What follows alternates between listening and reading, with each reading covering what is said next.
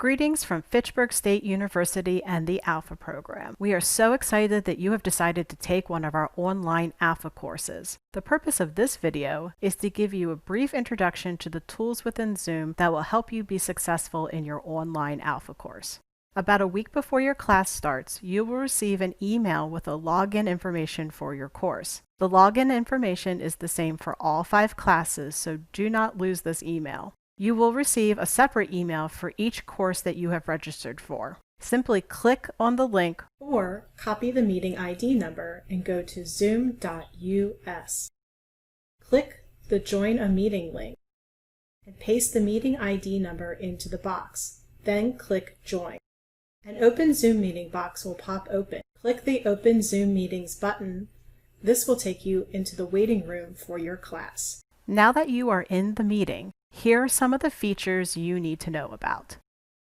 2 of the most important buttons on your Zoom screen are the Mute, Unmute button and the Start and Stop Video buttons, found in the lower left-hand portion of your screen. These buttons will allow you to control when people can hear you and see you. Please make sure to keep your microphone muted when you are not speaking so that we don't pick up any feedback or distracting background noises. In most cases, you will want your video on, but if you need to get up and move around or go to the bathroom, etc., this would be a great time to turn off your video.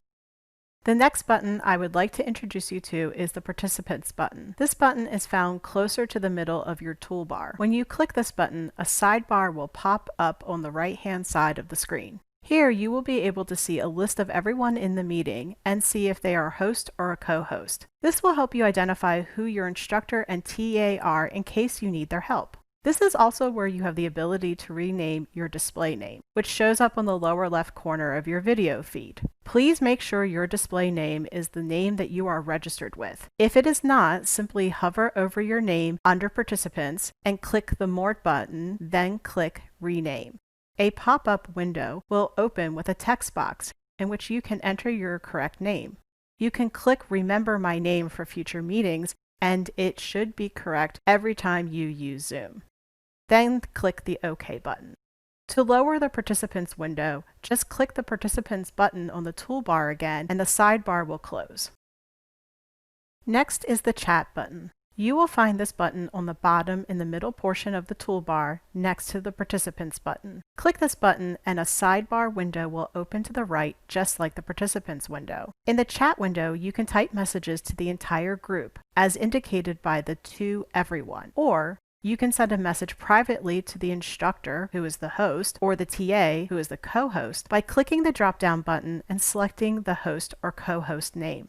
Use the private chat function to the instructor or TA if you need help. Please note, you will have the ability to send private chat messages to others in your class, but we recommend that you do not do this as it can be distracting to your fellow classmates unless your instructor asks the class to do so. You can have both the chat window and the Participants window open at the same time. The participant portion will be above the chat. You can close either of them by simply clicking on each button on the toolbar. The last feature that you should know how to use is the Raise Hand function. At the bottom of the Participant window, there are 3 buttons. The button on the far right says Raise Hand. By clicking this button, you are indicating to the instructor that you have something to say or a question to ask. When you click it, a little blue hand will appear by your name in the participant list. If you change your mind, you can lower the hand by clicking Lower Hand button, and the little blue hand will disappear.